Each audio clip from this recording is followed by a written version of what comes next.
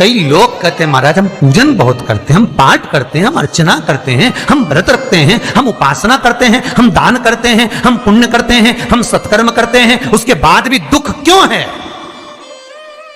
हम पूजन तो कर रहे हैं।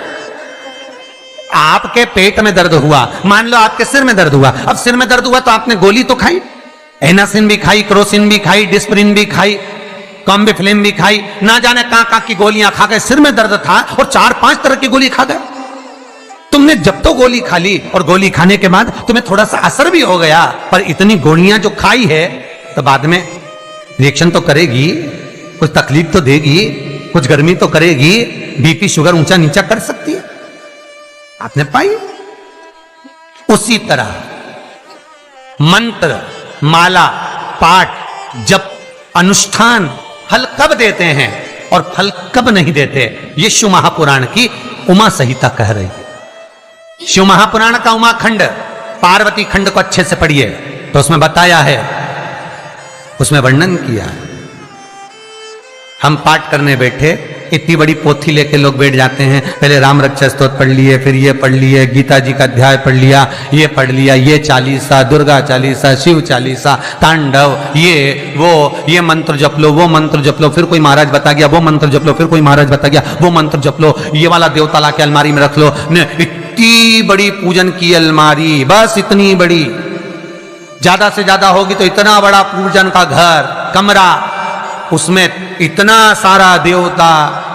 रामेश्वर गई तो उनको ले आई, जगन्नाथ जी गई तो उनको ले आई, द्वारका गई तो उनको ले आई, वृंदावन गई तो उनको ले आई, महाकालेश्वर गई तो उनको ले आई, सारा देवी देवता वहीं बैठा, पितृदेव, ये देव, कुल देवी, शंख देव, घंटी देव, दिया देव, सब उसी में, गणेश जी, शंकर जी, हनुमान जी, राम जी, सब भरा पड़ा। और पूजन करने सुबह से आई, सुबह से इतनी सी शक्कर लाई कटोरी में, इतनी सी शक्कर कटोरी में, भगवान को नहला धुला के कटोरी धर दी। इतनी बड़ी अलमारी में सारा देवता ऐसा कसा कसाया बैठा है, सारा देवता। और तीर्थ करने फिर गई तो गणेश जी शंकर भगवान से बोले पिताजी फिर जा रही है। शंकर भगवान बोले बेटा खसक के बैठो, फिर पकड़ के लाएगी किसी को, खसक के बैठ, फिर लाएगी किसी, फिर ले आई, फिर रख दिया।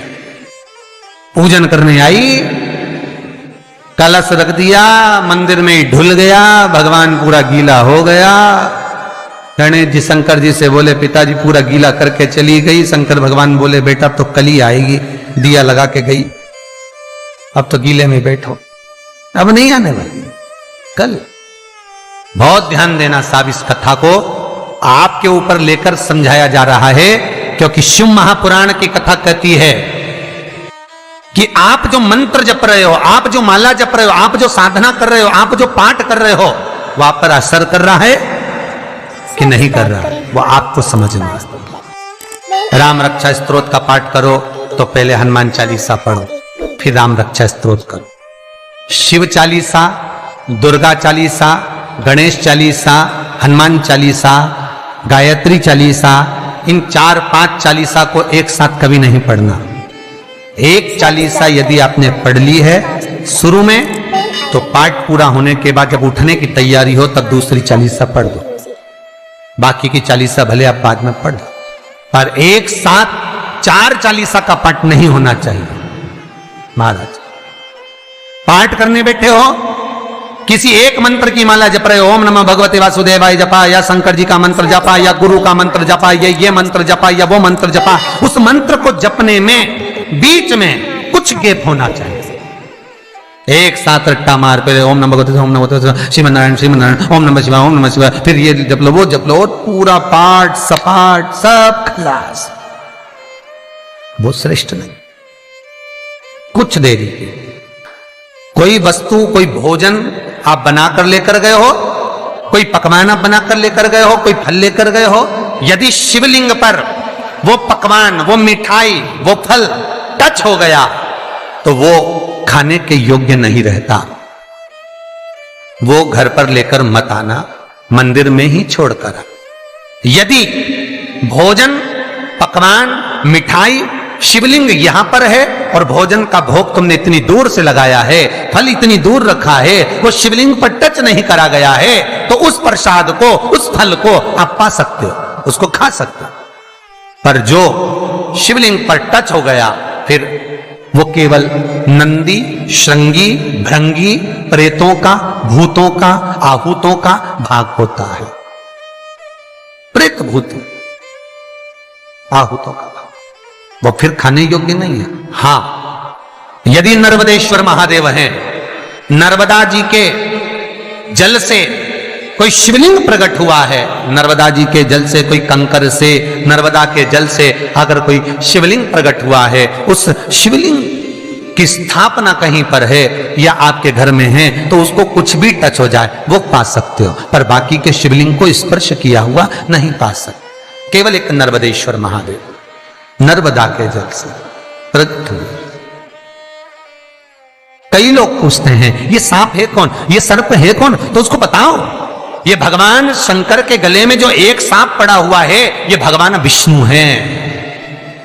और शंकर भगवान के सिर पर जो जटा में सांप दिखता है, वो हाथ में सांप बंधे रहते हैं, वो 2 हाथों में, कमर पर, सिर पर, केशों पर जो सांप 5 नजर आते हैं, वो तो बताओ, ये शंकर भगवान की 5 लड़कियां हैं, जया, विषहरा, शामली बारी, 2 तली और देव।